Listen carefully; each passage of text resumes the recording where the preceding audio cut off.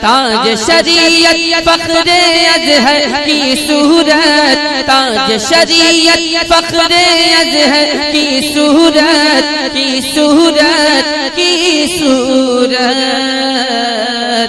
کہ ہم کو ملے جو پیر بریلی والے ہیں۔ اب عورتیں سیریل دیکھ دیکھ کر کے ایسے ہی، اور کچھ عورتوں کو تو میں نے یہ کہتے ہوئے سنا ہے کہ سید صاحب یہ پاکستانی سیریل کے اندر بہت نصیحت ملتی ہے ہمیں، تو ہمیں اس کو دیکھنا جائز ہے کہ نہیں جائز ہے؟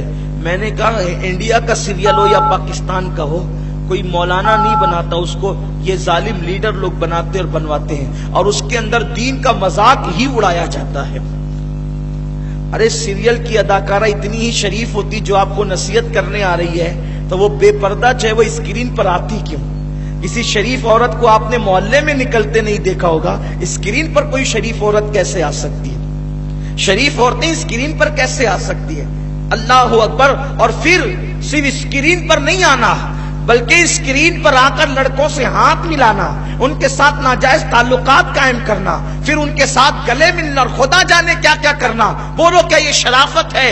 میں قوم کی بیٹیوں کو یہ پیغام دینا چاہتا ہوں، سیریل ہندوستان کا ہو یا پاکستان کا ہو، ہم اس کو دیکھنے کی اجازت نہیں دیتے، اس لیے کہ Azadi network Punjab new next تقریر منقبت سننے کے لیے ہمارے یوٹیوب چینل اور تعلیمات موجود نہ ہو۔ ہمارے نبی نے ہمیں بے سہارا اور یتیم نہیں کیا ہے، حضور نے ہمیں بیت الخلاء میں جانے سے لے کر بستر پہ جانے تک کا پورا قانون عطا فرما دیا ہے۔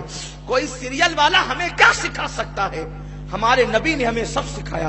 حضور نے تو ہمیں یہ بھی سکھا دیا ہے کہ اگر کھانے کے بعد تمہارے دانتوں میں گوشت پھنس جائے تو خلال کیسے کرنا چاہیے، میرے نبی نے یہ تک سکھا دیا ہے۔ کوئی اتنی باریکی سکھانے والا؟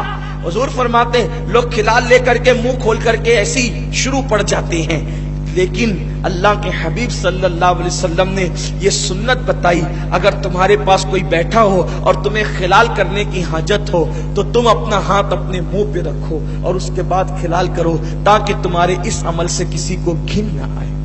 حضور علیہ السلام نے تو کھجور کھانے کا طریقہ تک بتا دیا ہے کہ جب تم کھجور کھاؤ تو منہ کی گٹلیاں نکال کر برتن میں مت رکھو بلکہ باہر رکھو، اور پہلے تو کھجور ایسے کھاؤ کہ منہ سے گٹلی نکالنے کی ضرورت ہی پیش نہ آئے۔ جب تم کھجور کھاؤ تو پہلے کھجور کو کھول لو، اس کی گٹلی نکال لو، گٹلی نکال کے باہر کر دو اور پھر کھجور کو منہ میں ڈالو۔ جس نبی نے کھجور کھانے کا طریقہ تک بتا دیا، جس نبی نے خلال کرنے کا طریقہ تک بتا دیا، حد تو یہ ہے بیت الخلاء میں جا کر کے کس طرح بیٹھنا چاہیے، کس پیر پہ زیادہ زور دینا چاہیے، میرے نبی نے یہ تک بتا دیا۔ حضور فرماتے ہیں جب تم بیت الخلاء میں بیٹھو تو الٹے پیر پہ زور دے کر اپنا وزن ڈال کر کے بیٹھا کرو، اس سے تمہیں اجابت کے اندر آسانی ہوگی۔ بتائیے ہے کسی کی تعلیمات یہ؟ پھر ہم کیوں سیریل کے محتاج ہیں؟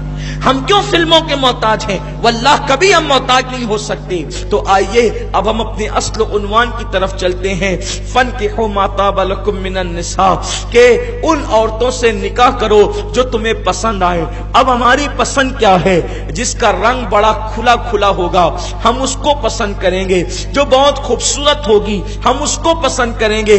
ہم نہ خاندانی بیک گراؤنڈ دیکھیں گے، نہ خاندانی پس منظر دیکھیں گے۔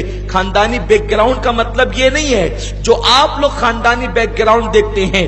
خاندانی بیک گراؤنڈ لوگ کیا دیکھتے ہیں کہ اس کے خاندان کے اندر کوئی کوڑ کا مرض کے اندر مبتلا تو نہیں ہے، کسی کو سفید داغ تو نہیں ہے۔ اگر خاندان میں دور کے چچا کو بھی سفید داغ ہو تو اس کے ساتھ شادی نہیں کی جاتی۔ کیوں؟ لوگ کہتے ہیں ان کا خاندان داغدار ہے، ان کے خاندان کے اندر مرض ہے۔ میں آپ سے پوچھنا چاہتا ہوں، یہ کوئی ضروری نہیں ہے کہ اگر کسی کے چچا کو بیماری ہو تو اس کو بھی وہ بیماری ہو سکتی ہے، یا اس کی اولاد کو بھی بیماری ہو سکتی ہے۔ میرے پیارے آقا صلی اللہ علیہ وسلم کے پیارے دیوانوں، یہ جہالت ہے اور یہ تقیہ दकियानूसी सोच है कि खानदान के अंदर किसी को मर्ज है तो इसको भी मर्ज होगा, यकीनन ये बात गलत है। अच्छी तरह याद रखना, मर्ज इंसान को विरासत में नहीं मिला करता, बल्कि मर्ज इंसान को तकदीर की बुनियाद पे हुआ करता है। अच्छा, कोई खानदान आपने खूब तहकीक करके निकाला और उसके बाद अगर शादी के बाद उसको वो मर्ज हो गया तो तुम क्या करोगे? और फिर अगर अल्लाह ना करे तुमको ही वो मर्ज हो गया तो क्या करोगे? अगर तुम्हारी औलाद को हो गया तो क्या करोगे? इसलिए ये जिहालत और दकियानूसियत वाली सोच जो है हमें खत्म करनी होगी। बैकग्राउंड देखने का मतलब क्या है? खानदान देखने का मतलब क्या है? खानदान और बैकग्राउंड देखने का मतलब ये है कि वो जिसके साथ आप अपनी बेटी का बियाह कर रहे हैं, जिसको आप अपना दामाद बना रहे हैं, वो उसके घर वाले और वो नेक और दीनदार हैं या नहीं। और जिस घर से आप लड़की ला रहे हैं वो लड़की दीनदार है कि नहीं, असल चीज ये है। और आज पूरी तवज्जो दो चीजों पे दी जाती है, एक तो माल और एक तो खूबसूरती। बस कुछ नहीं देख रहे हैं लोग, या तो मालदारी देखते हैं या तो खूबसूरती देखते हैं। लेकिन आपसे मैं पूछना चाहता हूं, खूबसूरती किसकी रही जो हमारी रह जाएगी? हुस्न किसके पास रहा जो हमारे पास रह जाए?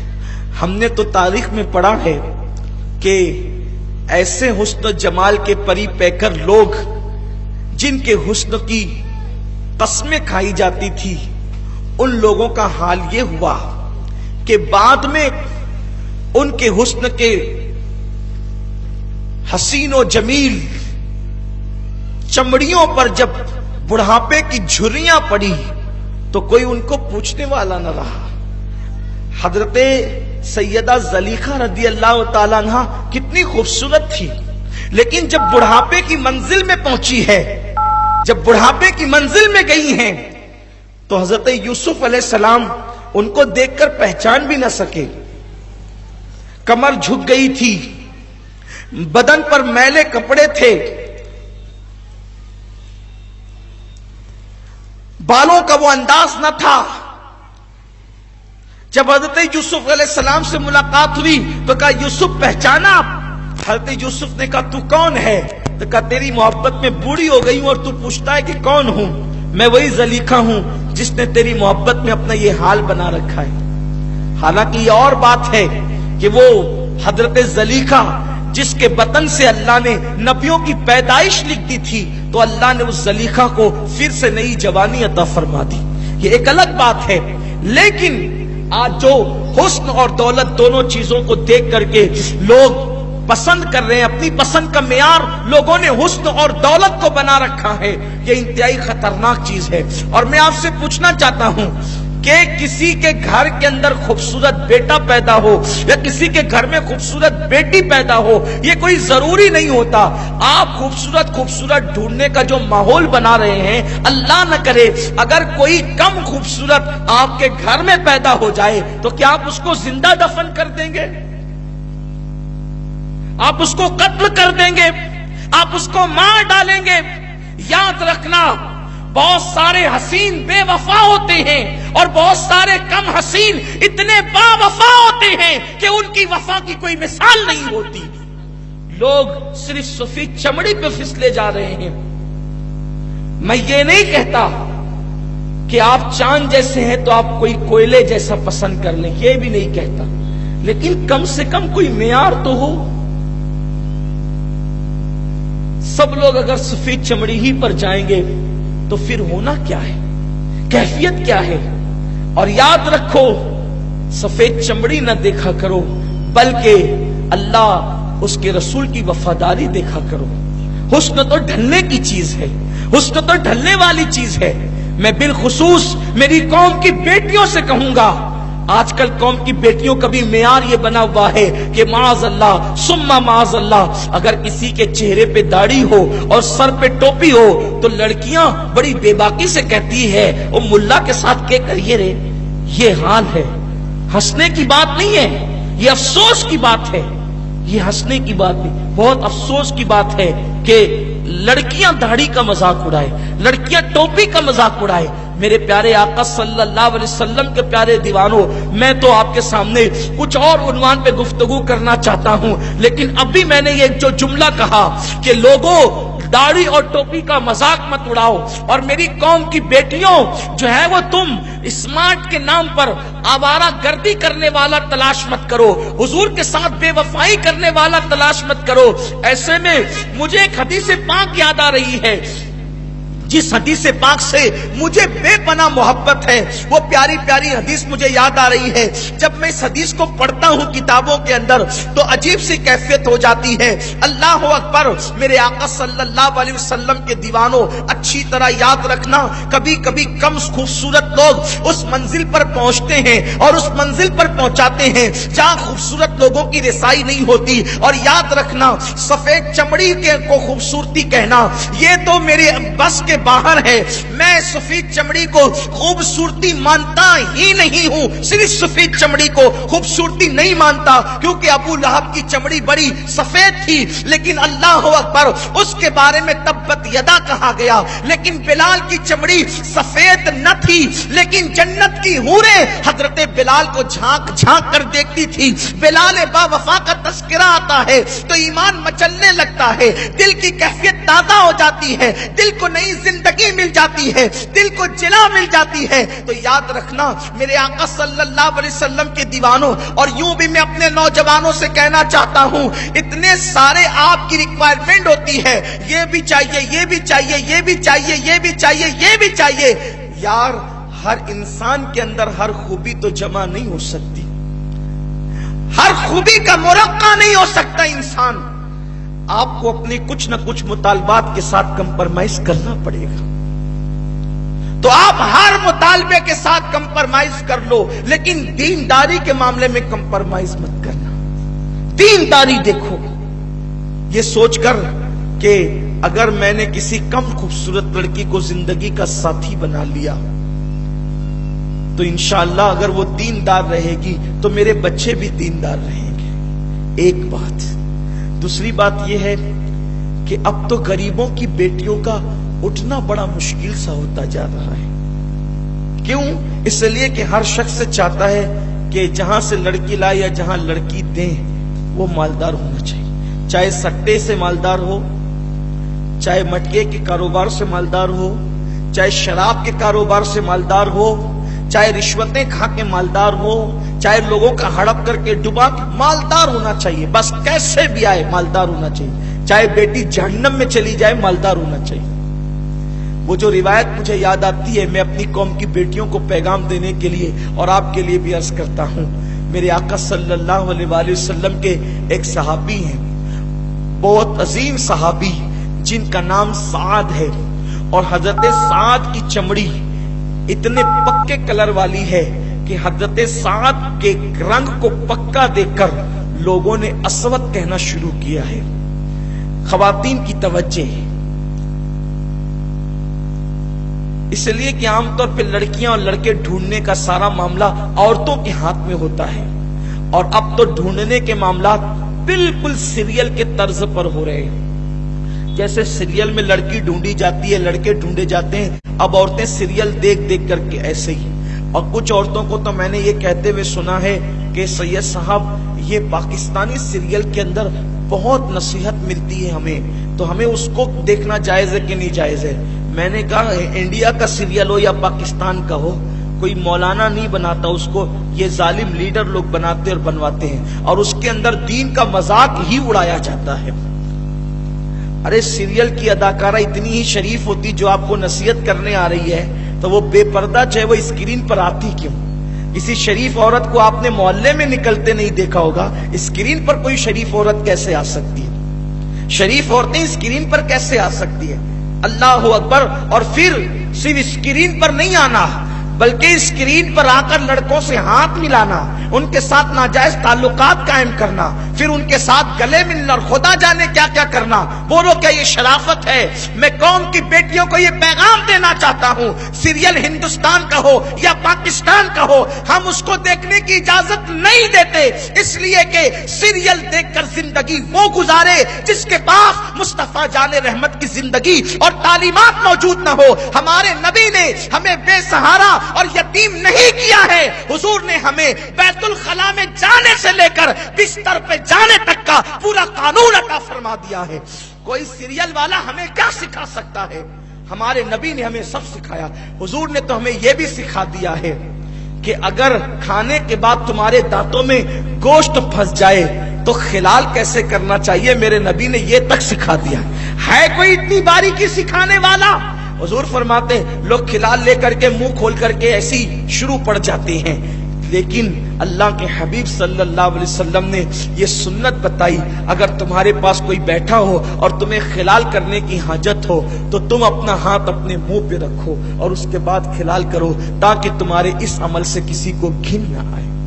حضور علیہ السلام نے تو کھجور کھانے کا طریقہ تک بتا دیا ہے کہ جب تم کھجور کھاؤ تو منہ کی گٹلیاں نکال کر برتن میں مت رکھو بلکہ باہر رکھو، اور پہلے تو کھجور ایسے کھاؤ کہ منہ سے گٹلی نکالنے کی ضرورت ہی پیش نہ آئے۔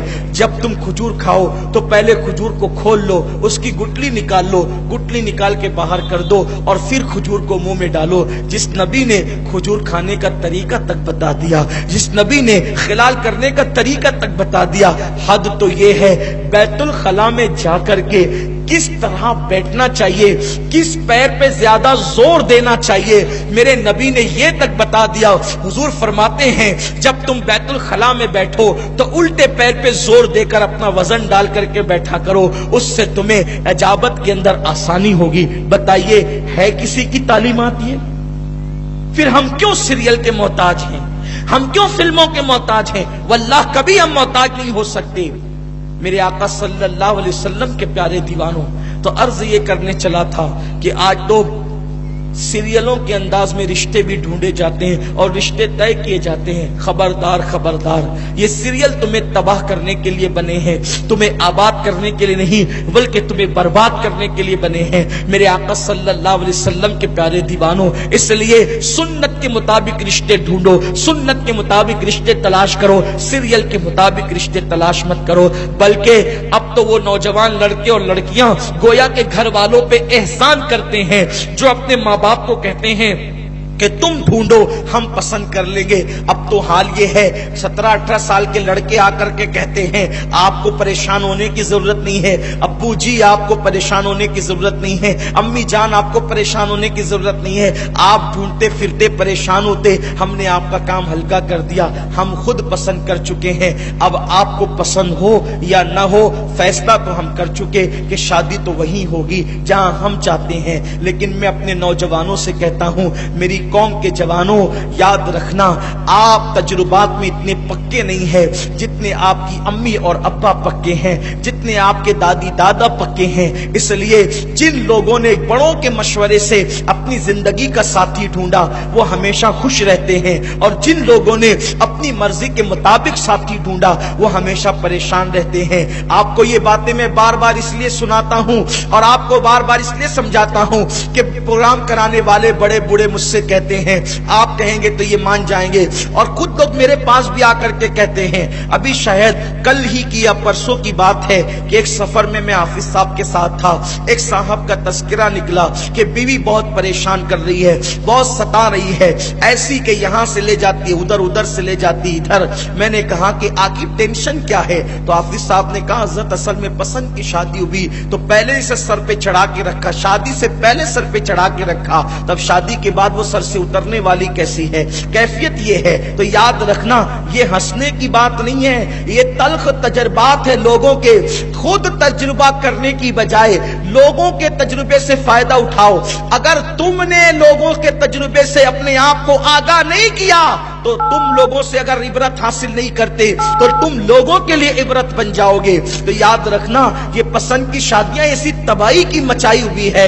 या बात क्या होती है, उसको बहलाने फुसलाने के लिए खूब लल्लू पप्पू करते हैं, ऐसा जी वैसा जी, ये जी वो जी, आपके लिए ऐसा वैसा, तारे तोड़ के लाएंगे, चांद बिछा देंगे, ये कर देंगे, नई दुनिया बसा देंगे, ये कर देंगे, वो कर देंगे, खूब बातें होती है। अब जब वो सर पे चढ़ गई या वो सर पे चढ़ गया तो अब शादी अगर हो भी गई तो निभा बड़ा मुश्किल होता है। इसलिए कि कुरान कहता है अर्रिजालु कव्वामुना अलन निसा, कि मर्द औरतों पे हाकिम है। जब उसको पहले से जी जी हुजूरी की आदत पड़ गई तो फिर वो अब शादी के बाद आपकी सुनने वाली कब है। मेरे आका सल्लल्लाहु अलैहि वसल्लम के प्यारे दीवानों, ये बात भी याद रखें, अल्लाह के रसूल सल्लल्लाहु अलैहि वसल्लम फरमाते हैं बीवी के साथ उसने सुलूक करो, लेकिन जो अपनी बीवी का गुलाम बन जाए, अल्लाह उसके रसूल ने उस पर लानत फरमाई है। जोरू का गुलाम बनना भी जायज नहीं है और बीवी पे जुल्म करना भी जायज नहीं है। इस्लाम मजहब एतदाल है। तो ढूंढने में जो आपकी चॉइस है उसमें आप थोड़ा सा नीचे आए, जमीनी हकायक की तरफ आए, अपनी जिंदगी की तरफ आए, जिंदगी के लिए कौन मुफीद हो सकता है इसकी तरफ आए, जिंदगी के लिए कौन मुजीर हो सकता है उससे बचने की कोशिश करें। सिर्फ सफेद रंग ये क्या है। और बात आपको बताऊं, कोई रंग अच्छा नहीं होता, कोई रंग बुरा नहीं होता। सबसे खास बात, कोई रंग अच्छा नहीं होता और कोई रंग बुरा नहीं होता। सब रंग अल्लाह के, सब रंग अल्लाह ने बनाए। एक दिन हारून रशीद के दरबार में 2 कनीजें लाई गई, तो वो दोनों कनीजें अपने अपने रंग की फजीलत पर तकरीर करने लगी। उनमें मुनाजरा शुरू हो गया। जो गोरी कनीज थी उसने कहा आसमान सफेद है, मेरा चेहरा भी खूबसूरत और सफेद है, इसलिए मेरी फजीलत ज्यादा है। उसने कहा काबे का गिलाफ काला है, मेरा रंग भी काला है, तो मेरी फजीलत ज्यादा है। इस तरीके से बातें होती गई।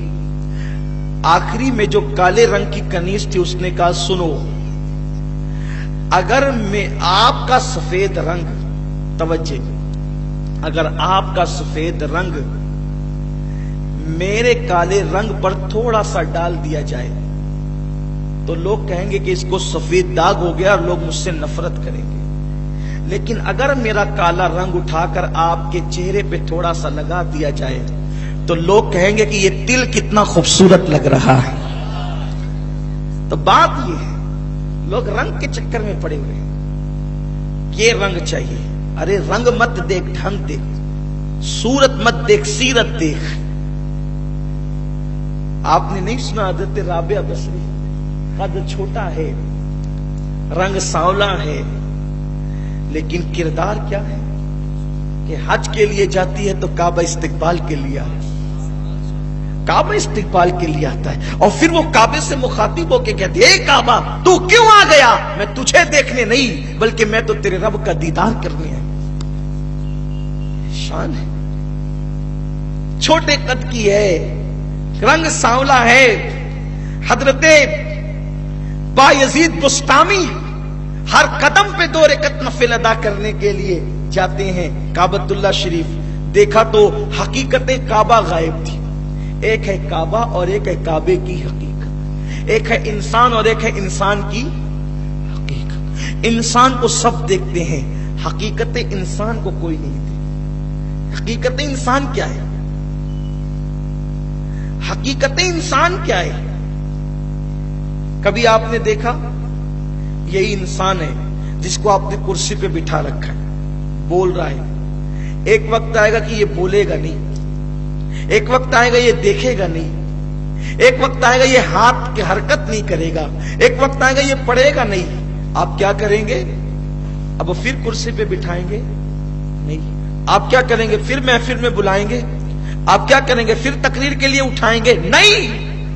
जिस दिन ये बोलना बंद कर देगा जनाजे में रख के शहर खामोशा ले जाएंगे। अरे आंखें हैं, नाक है, कान है, जबान है, हाथ है, कुछ भी तो खत्म नहीं हुआ। कल तक महफिल की जीनत था, आज खबरस्तान क्यों ले जा रहे हो, क्या खत्म हो गया। بس سب تو ہے، سر سے لے کر پیر تک سارے اعضاء موجود ہے، جب کچھ گیا نہیں تو اس کو قبرستان کیوں لے جا رہے ہو؟ تو لوگ کہیں گے آدمی تو ہے، حقیقت آدمیت چلی گئی، وہ کیا ہے؟ اسی کو روح کہتے ہیں۔ روح دکھتی نہیں، لیکن جب تک ہے انسان سب کچھ کر سکتا ہے، جس دن روح چلی گئی اس دن وہ کچھ نہیں، سارے اعضاء ہونے کے بعد وہ کچھ نہیں کر سکتا۔ تو ایسے ہی ایک کعبہ ہے جس کو دیوار کہتے ہیں، اور ایک حقیقت کعبہ ہے، ایک روح کعبہ ہے، تو وہ کیا ہے؟ وہ سب نہیں دیکھ پاتے۔ تو حضرت بایزید نے دیکھا کہ کعبہ تو ہے مگر حقیقت کعبہ نہیں ہے، تو عرض کرنے لگے کعبے کی حقیقت کہاں چلی گئی؟ حقیقت Hazari network Punjab new نیٹس تقریر منقبت سننے کے لیے ہمارے یوٹیوب چینل کو سبسکرائب کریں۔ آپ سن رہے ہیں ہزاری نیٹ ورک پنجاب اسلامی یوٹیوب چینل۔ کیسا ہے، رنگ کیسا ہے، لیکن شان کیسی ہے؟ تو آج کل یہ رنگ کے چکر کو ختم کیا جائے، کہیں تو ہم کچھ اپنی سوجھ بوجھ کا مظاہرہ کریں۔ تو بات میں ختم کرتے ہوئے جو ہے وہ عرض کروں کہ حضرت سعد رضی اللہ تبارک و تعالیٰ بڑے پکے رنگ کے صحابی تھے، لیکن آپ کے رنگ کو دیکھتے ہوئے آپ کو اسود کہا جانے لگا۔ اسود کا مطلب ہوتا ہے کالا۔ حجر اسود کو حجر اسود اس لیے کہتے ہیں کہ وہ کالے رنگ کا پتھر ہے، اسود کا مطلب کالا ہوتا ہے۔ تو حضرت اسود کو سب اسود کہہ کے پکارتے تھے، کالا کالا کہہ کے پکارتے تھے، لیکن حضرت اسود کا حال کیا تھا؟ اسود کا جسم بہت چوڑا تھا، اور حضرت اسود کے ہونٹ موٹے موٹے تھے، حضرت اسود کے دانت بڑے بڑے تھے، اور وہ حبشیوں نسل تھے، اور انتہائی پکا رنگ۔ اور آپ جانتے ہیں کہ اگر کبھی کوئی بندہ ایسے انداز کا ہو تو پھر لوگ اس سے مذاق کرتے ہیں، ہنسی کرتے ہیں، ہنسی مذاق لوگ اس سے کرتے ہیں۔ اللہ اللہ، میرے نبی کی شان کیا تھی کہ حضور علیہ الصلوۃ و تسلیم اپنے غلاموں سے بھی اپنی شان کے مطابق کبھی مذاق فرما لیا کرتے تھے۔ ان کی مذاق ہماری طرح نہیں ہوتی تھی، ان کی مذاق ان کی شان کے مطابق ہوتی تھی۔ آقائے کریم کا مذاق بھی ایسا ہوتا تھا کہ کئی لوگوں کو ہدایت کے راستے مل جایا کرتے تھے۔ میرے آقا صلی اللہ علیہ وسلم کو اسود سے بڑا پیار تھا، اور اسود کو حضور سے بڑا پیار تھا۔ میں نے کہا نا کہ کبھی کبھی اصل میں بات یہ ہے، جن میں بہت زیادہ خوبیاں ہوتی ہے وہ اپنی خوبیوں پہ اتراتے ہیں، لیکن جن میں زیادہ خوبیاں نہیں ہوتی تو وہ سوچتے ہیں میں تو ہوں کسی قابل نہیں، ہوں کسی کام کا نہیں، چلو کم از کم وفا ہی کے ذریعے سے جو ہے میں لوگوں کا اعتماد حاصل کر لوں۔ تو میرے پیارے آقا صلی اللہ علیہ وسلم کے پیارے دیوانوں، وہ خوبیاں اپنے اندر پیدا کرنے کی کوشش کرتے ہیں جن کے اندر ظاہری بناوٹ بظاہر اچھی نہیں ہوتی۔ حالانکہ کوئی انسان ایسا نہیں جو بدصورت ہو، انسان ہو کر کوئی بدصورت ہو ہی نہیں سکتا، اس لیے کہ جب اللہ نے کہہ دیا لقد خلقنا الانسان فی احسن تقویم، کہ ہم نے انسان کو اچھی صورت پر پیدا فرمایا، ہم نے انسان کو سب سے خوبصورت پیدا کیا۔ جو انسان ہوگا، انسان جو ہوگا، جو انسان ہوگا وہ کبھی بدصورت نہیں ہو سکتا، یہ خاص بات۔ اگر آپ کسی انسان کو بدصورت کہتے ہیں تو گویا کہ آپ اللہ تبارک و تعالیٰ کی تخلیق کو گالی دیتے ہیں، آپ اللہ کی تخلیق کو گالی دیتے ہیں۔ انسان کوئی بدصورت نہیں ہو سکتا، رنگ کیسا ہو، شکل کیسی ہو، وہ خوبصورت ہے کیونکہ اللہ نے اس کو خوبصورت کہا۔ ایک دن ایسا ہی ہوا، ہارون رشید اور اس کی بیوی زبیدہ خاتون دونوں اپنے محل کے ٹیرس پہ بیٹھے ہوئے تھے۔ اب میاں بیوی بیٹھے تو کچھ بھی بات ہو سکتی، کوئی پابندی تھوڑی ہے، ہو سکتی ہے نا، ہر جگہ پابندی ہے، یہاں کوئی پابندی نہیں، باتیں کچھ بھی ہو سکتی۔ دونوں باتیں کرتے کرتے ہارون بھی شاعر تھا اور زبیدہ بھی اچھی شاعرہ تھی، بڑی پڑھی لکھی تھی زبیدہ۔ اب شاعر اور شاعرہ جہاں بحثیت تغزل اور تخیل پیش کر رہے ہوں پھر وہاں بات ہی کیا ہے۔ اچھا، جب دو ہم ہنر لوگ، جب دو فنکار لوگ مل کر کے بیٹھتے ہیں تو چاہے رشتہ کوئی ہو، توجہ کریں آپ میری بات کو، خاص بات عرض کریں، جب دو فنکار لوگ بیٹھتے ہیں تو رشتہ کوئی ہو، فنکار ہمیشہ چاہتا ہے کہ میرا فن ہی اوپر رہے، یہ بات ہے۔ اگر استاد اور شاگرد ہو تو بھی وہ اپنا فن اوپر ہی بتائے گا، باپ بیٹا ہو اور دونوں ایک فن کے ماہر ہوں تو بھی وہ ایسا ہی کرتے ہیں. اب وہاں تھے میاں بیوی, بات چاند پر نکل گئی. چاند چمک رہا تھا. ہارون نے کہا چاند کتنا خوبصورت ہے, کتنا حسین ہے چاند, کون ہو سکتا ہے اس کی طرح. زبیدہ نے کہا میرا چہرہ نہیں دیکھتا, ہارون دیکھ کتنی خوبصورت ہوں, چاند سے زیادہ خوبصورت تو میں ہوں. یہ بات کہا, ہارون کو یوں لگا کہ میری بات کاٹ دی. بادشاہ تھا, جلال شاہی, مال کا تکبر تھا, بول دیا اگر تو نے چاند سے زیادہ اپنے آپ کا خوبصورت ہونا ثابت نہ کیا تو تجھ پہ طلاق.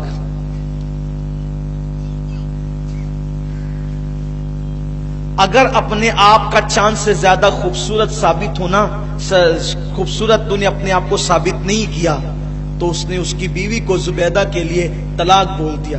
بول تو دیا, بادشاہ ہوتے ہی ایسے, دولت کا نشہ ہوتا ہی ایسا ہے, بول دیا. آج کل بھی لوگ چھوٹی چھوٹی باتوں پہ طلاق کی بات کرتے ہیں, لیکن ان کو نہیں سمجھ میں آتا کہ طلاق کے بعد تباہی کتنی آتی ہے.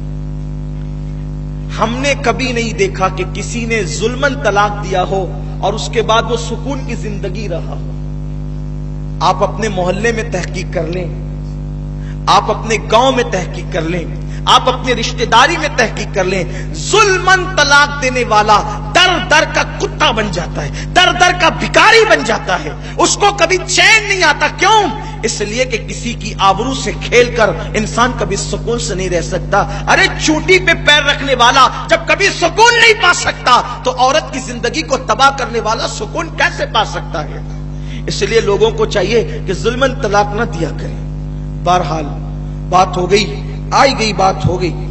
جب بات یہ ہوئی اس کو افسوس ہوا. زبیدہ بیچاری کیا دلیل دے سکتی تھی, زبیدہ زبیدہ تھی. اس کو ہارون کو افسوس ہوا کہ میں کیا بول گیا. علماء کو بلایا, کہا کہ بات ایسی ایسی ہوئی. انہوں نے کہا چاند سے زیادہ میں خوبصورت ہوں اور حسین ہوں, اور ہم نے یہ کہہ دیا, اور اب ثابت کیسے ہو کہ زبیدہ خوبصورت ہے یا چاند. علماء نے کہا بھائی دیکھو یہ معاملہ ہمارے سمجھ کے باہر ہے, کچھ سمجھ میں نہیں آتا.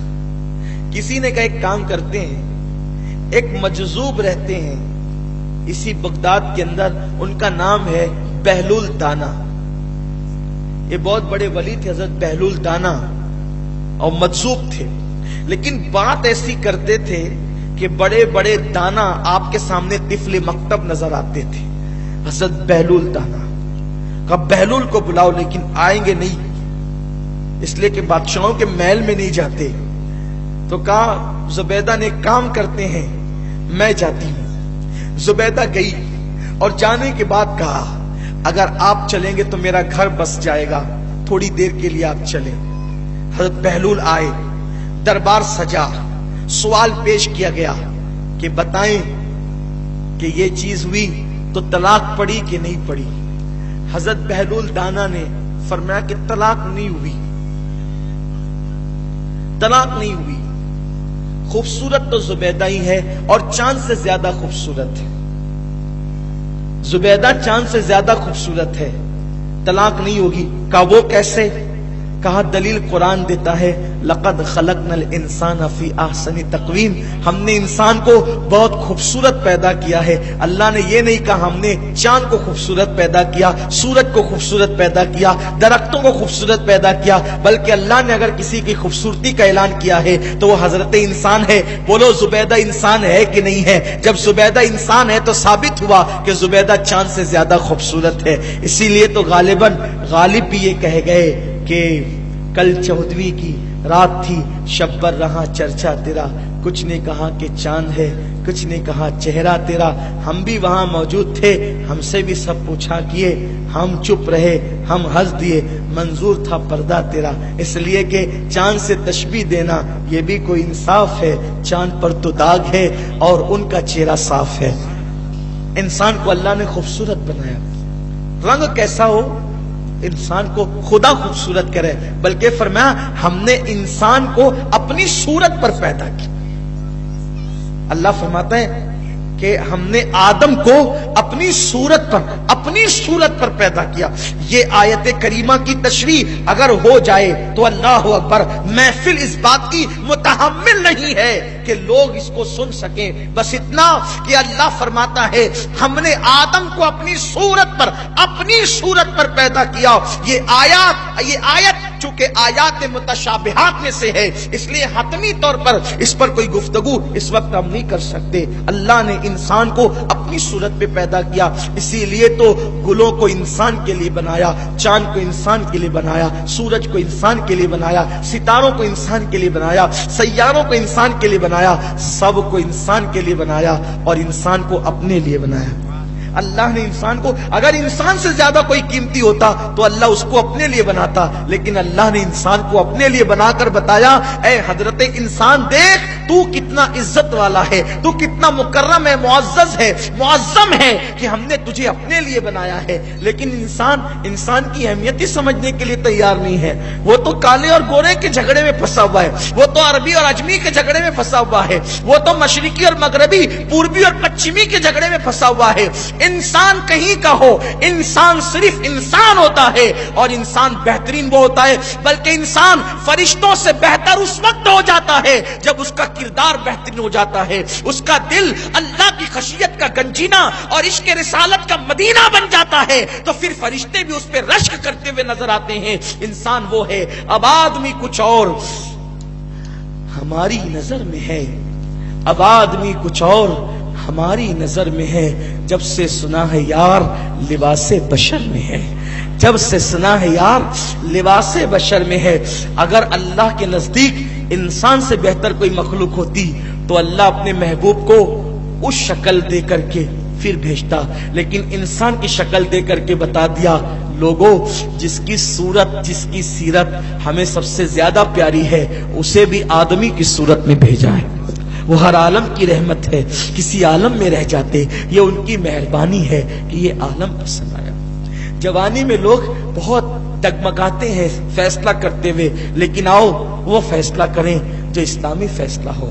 تو حضرت سعد کا ذکر چل رہا تھا اور پھر باتیں اور طرف سے نکل آئی. حضرت سیدنا سعد جنہیں دنیا اسود کہتی ہے، ان کے ساتھ حضور مذاق کرتے تھے، مزاح فرماتے تھے. ہم کو بھی چاہیے کہ زندگی ہنس بول کے گزارے. کچھ لوگ سمجھتے ہیں کہ گردن جھکا کے بیٹھنا اسی کا نام تقویٰ ہے. تنہائیوں کے اندر پتہ نہیں کیا کیا کریں گے، لیکن جب لوگوں کے سامنے بیٹھیں گے تو گردن ایسے جھکتی ہے، ایسا لگتا ہے کہ جیسے کڑک مرغی نے گردن جھکائی، اب بیچارہ یہ گردن کبھی نہیں اٹھا سکے گا. ایک مرتبہ مسجد میں کوئی شخص گردن جھکا کر کے بیٹھا، سیدنا فاروق اعظم آئے، ایک مکہ اس کی گردن پہ مار کے کہا مکار گردن میں تقویٰ نہیں ہے، تقویٰ دل میں ہے، دل میں ہے.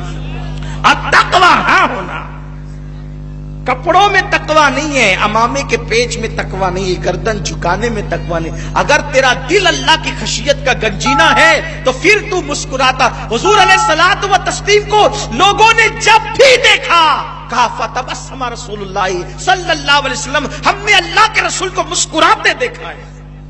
لوگ کہتے ہیں یہ فلاں مولانا صاحب کبھی سنجیدہ رہتے نہیں. میں کہا سنت جو مسکرانا ہے اور پھر لوگوں کا تبسم تم چھیننا کیوں چاہتے ہو؟ میرے امام فرماتے ہیں جس کی تسکی سے روتے ہوئے ہنس پڑے اس تبسم کی عادت پہ لاکھوں سلام. زندگی میں ہنس بول ہونا چاہیے لیکن حدود شرع میں ہونا چاہیے. کچھ لوگوں کی عادت ہوتی ہے جو میت میں بھی ہنسی مذاق کرتے ہیں، یہ ٹھیک نہیں ہے. جیسی محفل ہے رنگ ویسا ہونا چاہیے، تو لیکن بہرحال خوشی ہونا چاہیے اور خوش طبعی ہونا چاہیے. اب یہ ایک الگ سا عنوان ہے کہ حضور علیہ الصلوۃ والتسلیم تو صحابہ کے ساتھ عجیب کریمانہ انداز سے مذاق فرماتے تھے، اور پھر صحابہ بھی حضور علیہ السلام سے بڑے عجیب انداز سے رہتے بھی تھے. ادب کا حال یہ تھا کہ آواز اونچی نہیں ہوتی تھی. آپ تھک تو نہیں گئے نا؟ کل رات بھر عبادت کر کے تھک تو نہیں گئے نا؟ میں گفتگو سمیٹ رہا ہوں، لیکن مجھے ایک بہت پیاری سی بات یاد آ گئی. حضور علیہ الصلوۃ والتسلیم صحابہ کو اس قدر میرے آقا پیار دیتے تھے کہ صحابہ مچلتے رہتے تھے. ایک دیہات کے صحابی تھے، دیہاتی تھے، وہ دیہات سے حضور سے روز ملنے آتے تھے، اور وہ بہت بولے بالے تھے. اتنے بولے بالے تھے وہ، نہیں ہوتے نا کچھ لوگ بہت بھولے بھالے ہوتے ہیں، ویسے ہی وہ بھولے بھالے تھے. وہ کیا کرتے تھے، ان کے کھیت کی سبزیاں لاتے اور حضور کو تازہ سبزیاں پیش کرتے، اور کبھی کبھی کیا کرتے کہ اپنی سبزیاں دے کر کے مدینے والوں سے فروٹ خریدتے اور حضور کو لا کے دیتے، حضور کھائیے. پھر کبھی خیال آتا کہ حضور علیہ السلام سب کو بانٹ دیتے ہیں، پیسے تقسیم کر دیتے ہیں، اپنے پاس کچھ رکھتے نہیں ہیں، تو حضور علیہ السلام لوگوں کا خیال کرتے ہوئے فروٹ نہیں کھاتے. اب ان کے پاس بھی پیسے نہیں ہیں، سبزی بھی دینے کو نہیں ہے، کچھ نہیں ہے، تو یہ حضور علیہ الصلوۃ والتسلیم کے لیے مدینہ منورہ کے فروٹ مارکیٹ میں جاتے فروٹ خریدنے کے لیے. کہتے ہیں بھائی صبح کا وقت ہے، تازہ پھل دے دو، شام کو انشاءاللہ میں پیسے لوٹا دوں گا. وہ کہتے ٹھیک ہے. وہ آتے فروٹ لیتے، یا رسول اللہ آپ کے لیے فروٹ خرید کے لائے ہوں. حضور مسکراتے فرماتے ٹھیک ہے، حضور کو پیش کرتے، حضور کھا لیتے. پھر اس کے بعد دن گزرتا، شام کو آتے، حضور کا ہاتھ پکڑتے، حضور چلیے. سرکار کو بازار میں لاتے، فرماتے کیا بات ہے؟ کہا وہ جو صبح فروٹ کھائے تھے نا اس کے پیسے دے دیجئے. صبح جو فروٹ کھائے تھے اس کے پیسے تو دے دیجئے. سرکار پھر پیسے ادا فرما دیتے. یعنی دیکھیے کس انداز سے زندگی گزرتی تھی حضور علیہ السلام کی زندگی میں. اب بتائیں اگر کوئی اپنے ساتھ یہ انداز کرے تو کیا مذاق کر رہا ہے، لیکن قربان جائے میرے نبی کی اداؤں پر حضور کبھی ناراض نہیں ہوئے. بلکہ وہی صحابی کا واقعہ ہے. میں جب یہ حدیث پہ پہنچتا ہوں تو میری طبیعت مچلتی ہے، کاش اللہ تعالیٰ نے اس دور میں ہمیں پیدا کیا ہوتا اور ہم لوگوں کے ساتھ بھی ایسا ہوتا تو کیا مزے ہوتے. حضور علیہ السلام اس وہ جو بھولے والے صحابی تھے ایسا کرتے. ایک مرتبہ وہ مارکیٹ میں آئے، بازار میں، اور آنے کے بعد انہوں نے حضور کو سبزی نہیں بھجوائی، اور اتفاق سے حضور علیہ السلام کی طبیعت چاہی کہ آج اپنے گھر میں سبزی پکا دیں، تو حضور علیہ السلام خود بازار تشریف لائے. اچھا حضور بازار خود آتے تھے، سرکار علیہ السلام بازار خود آتے تھے. ہم لوگ کی تھوڑی بہت عزت ہو جاتی ہے، پوزیشن ہو جاتی ہے، تو ہم لوگ بازار جانے میں شرماتے ہیں. بلکہ اب تو بازار میں اکثر عورتیں ہی نظر آتی ہیں. جو بھی لوگ بازار جاتے ہوں گے وہ دیکھتے ہوں گے.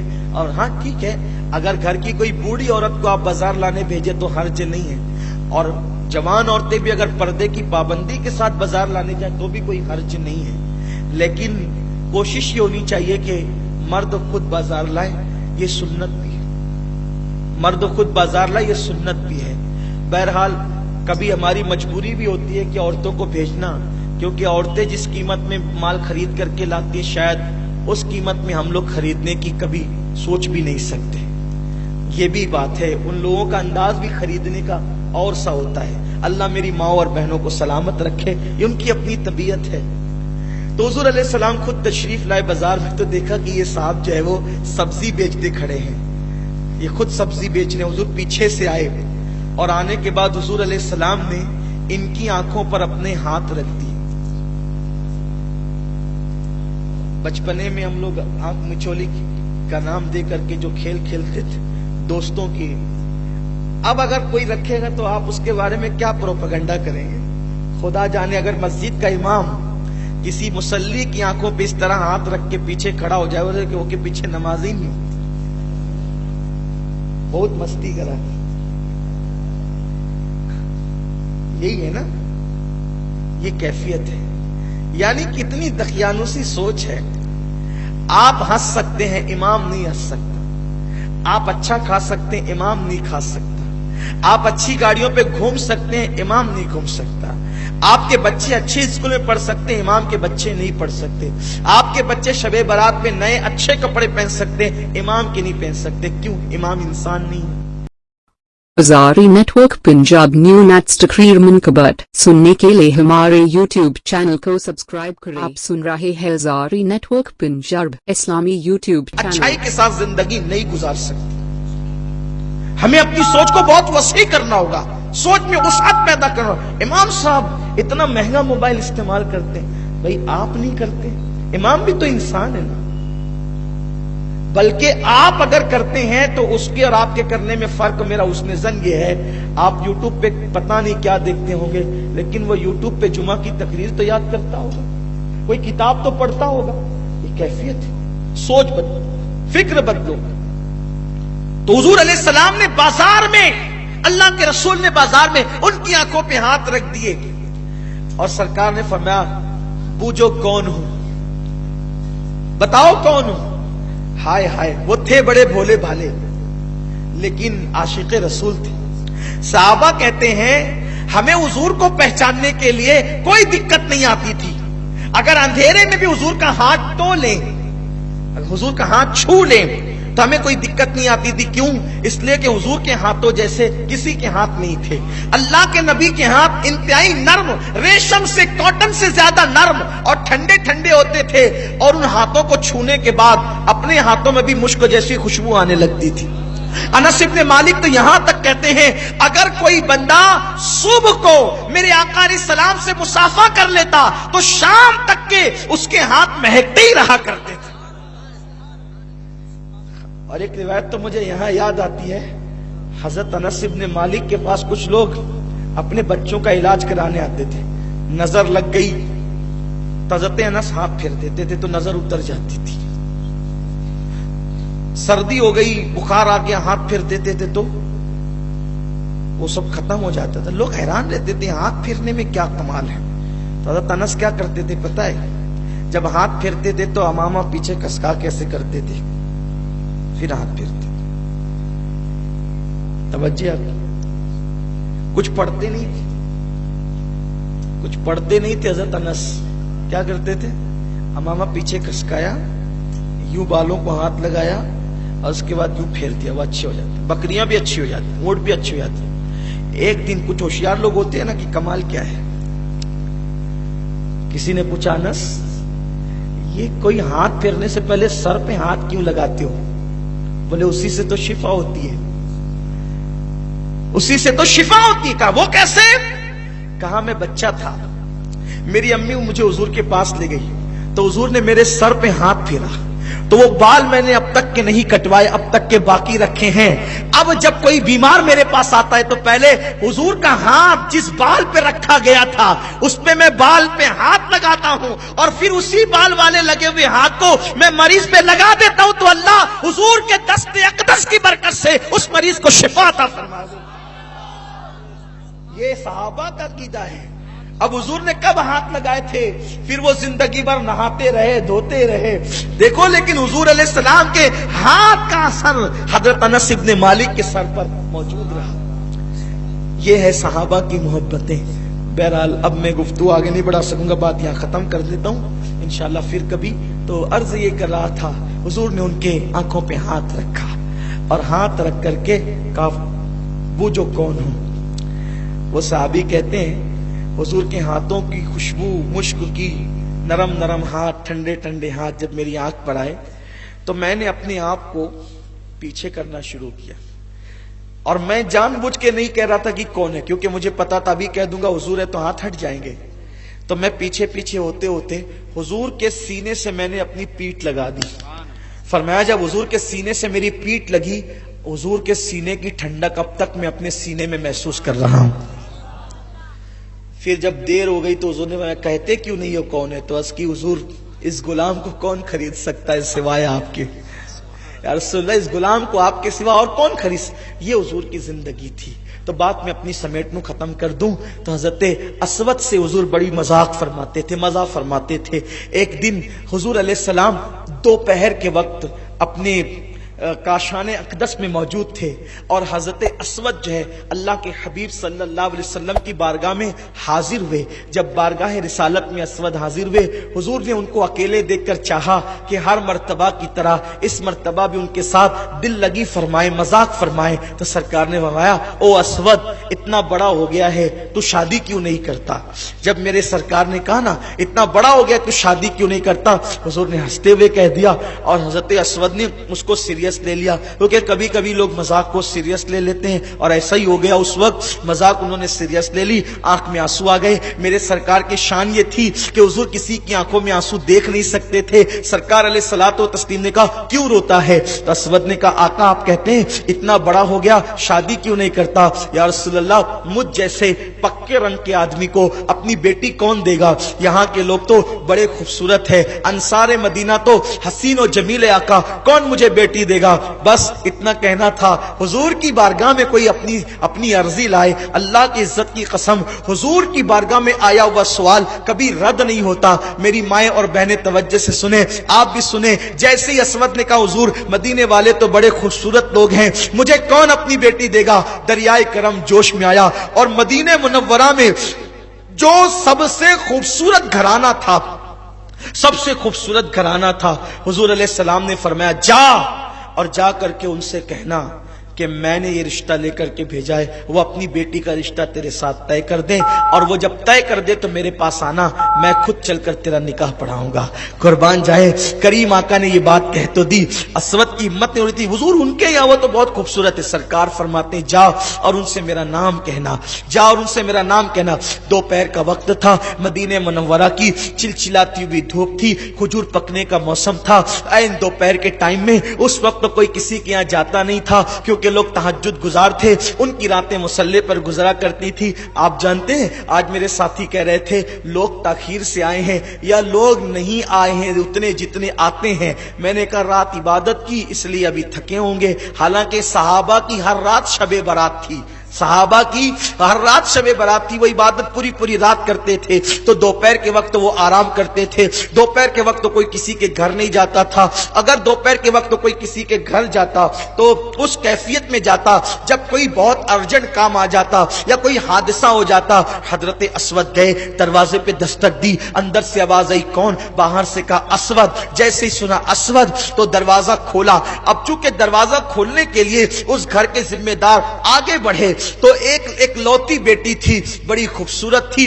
حسن و جمال میں یکتا تھی. اللہ اللہ, باپ سے بڑا پیار تھا, بیٹیوں کو باپ سے بڑی محبت ہوتی ہے. عین دوپہر کے وقت اسود کے آنے کی اطلاع جب باپ کی زبانی سنی تو باپ کے پیچھے دبے قدموں سے چلنے لگی اور باپ کی اوٹ میں کھڑی ہو گئی کہ آخر کوئی حادثہ تو نہیں ہوا. دروازہ کھولا گیا. حدیث پاک کا مفہوم ہے, تاریخی واقعے کو اپنے الفاظ کے جامع میں پیش کرنا ہوں. جس طریقے سے حضرت اسود کی آمد پہ دروازہ کھلا, صاحب خانہ نے پوچھا اسود سب خیر تو ہے اتنے دوپہر اور چلچلاتی دھوپ میں اس وقت؟ تو انہوں نے کہا مجھے اللہ کے رسول نے بھیجا ہے. کہا ہاں اسود کہو بات کیا ہے؟ کہا اللہ کے رسول نے بھیجا ہے. ہاں اسود حضور نے بھیجا ہے, بات کیا ہے؟ اللہ کے رسول نے بھیجا ہے. ہاں اللہ کے رسول نے بھیجا ہے, کوئی بات؟ رشتہ. اوہو, دوپہر کی چلچلاتی دھوپ میں 3 مرتبہ کا اللہ کے رسول نے بھیجا ہے. کس لیے؟ رشتہ لے کر. صاحب خانہ سمجھے حضور نے اپنے لیے رشتہ مانگا ہے. کیا خوشی ہوگی, میری بیٹی ام المومنین بن جائے گی, میری بیٹی حضور کی بیوی بن جائے گی. خوشی کی انتہا نہ رہی. لیکن جب وضاحت چاہیے, کس کے لیے؟ میرے لیے. کیا بجلی گری ہوگی؟ اس واقعے کو اپنے ذہن میں رکھیں. اور ایک طرف ایک آدمی ہے جس کی 4 سائزنگ ہے, 200 لوم کے 50 کارخانے ہیں. اس کے یہاں کوئی بندہ گھر کے برتن دھلتا ہے اور سیٹانی اس گھر کی کار میں بیٹھ کر کے کسی کے گھر جائے, بڑے گھرانے میں, اور کہے میں رشتہ لے کر کے آئی ہوں. بولو اس وقت اس گھر والوں کی خوشی کی کیفیت کیا ہوگی؟ ہماری بیٹی کو اتنے بڑے گھر سے رشتہ آیا. لیکن اگر گھر کا کوئی فرد پوچھے کس کے لیے, سیٹانی صاحبہ, کہ وہ ہمارے یہاں جو برتن دھلتا ہے اس کے لیے, بولو ان کی کیفیت کیا ہوگی؟ 1 سیکنڈ میں خوشی, اور اس کے فوراً بعد بجلی کیسے گرے گی ان پہ, بلا تمثیل, ملانے کے لیے نہیں, صرف سمجھانے کے لیے. ادھر کا حضور نے بھیجا, حضور نے تو بھیجا تھا, ہمت نہیں ہو رہی تھی میرے لیے رشتہ. 3 مرتبہ کا حضور نے بھیجا, حضور نے بھیجا, حضور نے بھیجا. جب کہا کس لیے؟ رشتے کے لیے.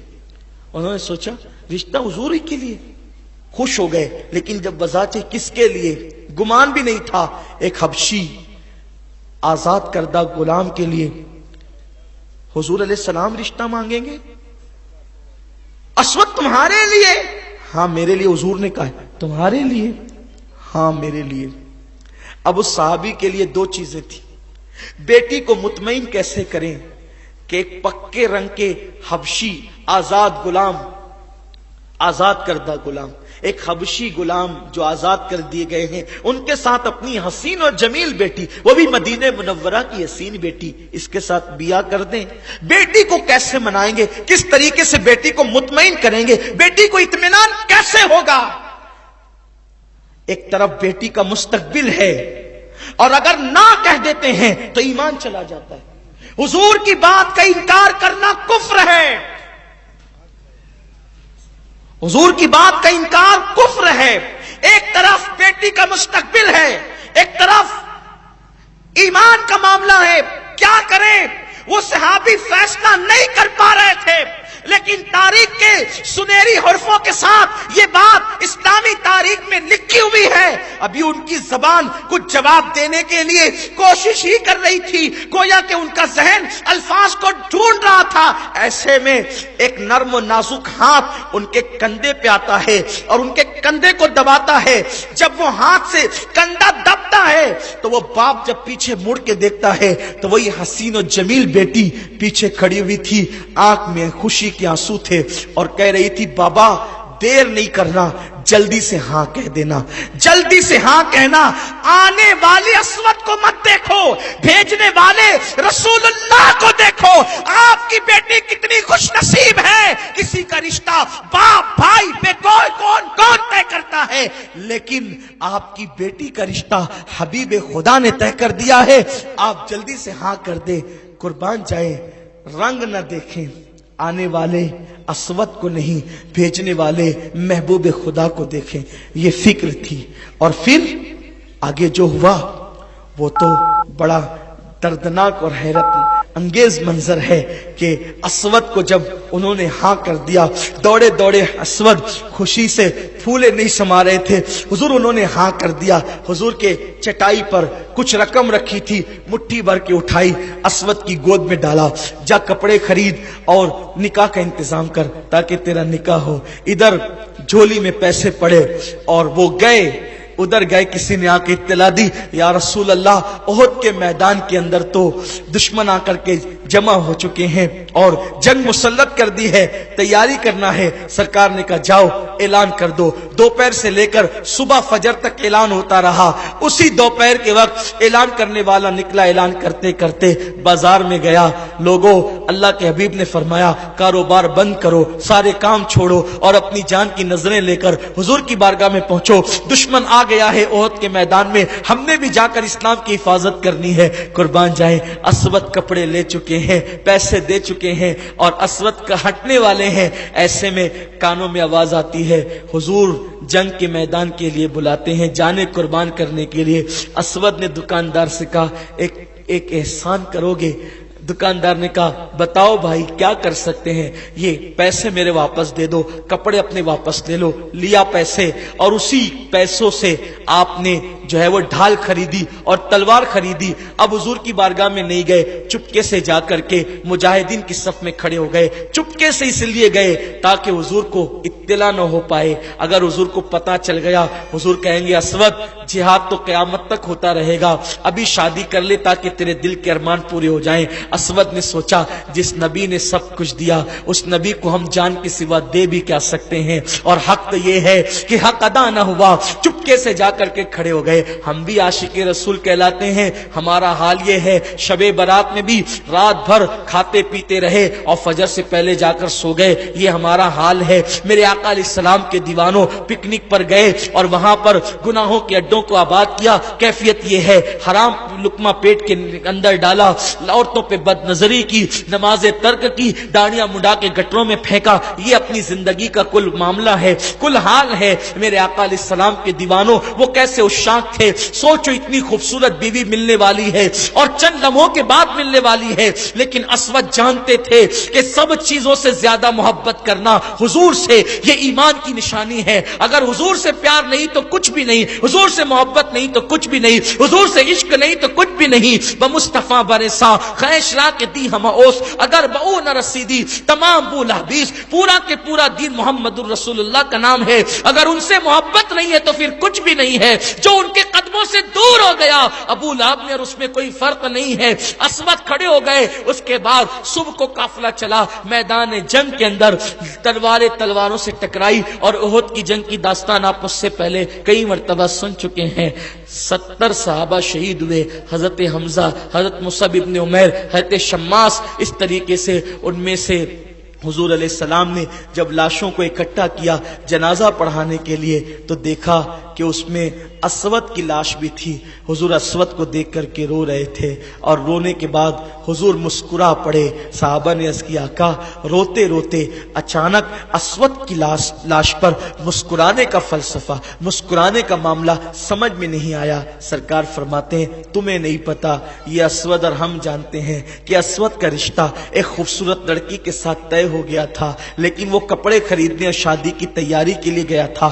جیسے اس کو پتا چلا کہ جنگ پہ جانا ہے اس نے کپڑے واپس کیے, تلوار خریدی اور اس کے بعد مجھ سے چھپ چھپا کر کہ میں کہیں روک نہ لوں جنگ کے میدان میں آ گیا اور اس کے بعد شہید ہو گیا.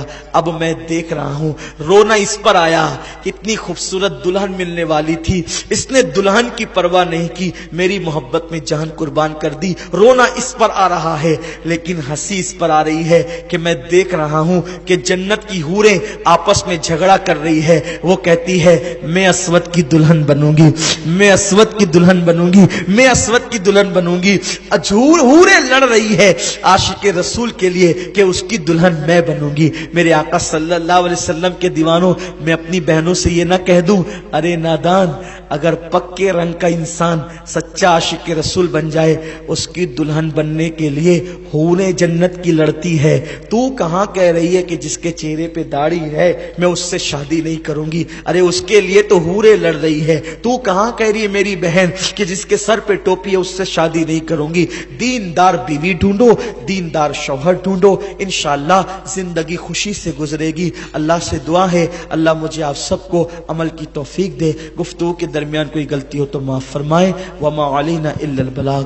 السلام علیکم. Hazari network Punjab new نیٹس تقریر منقبت سننے کے لیے ہمارے YouTube چینل کو سبسکرائب کریں.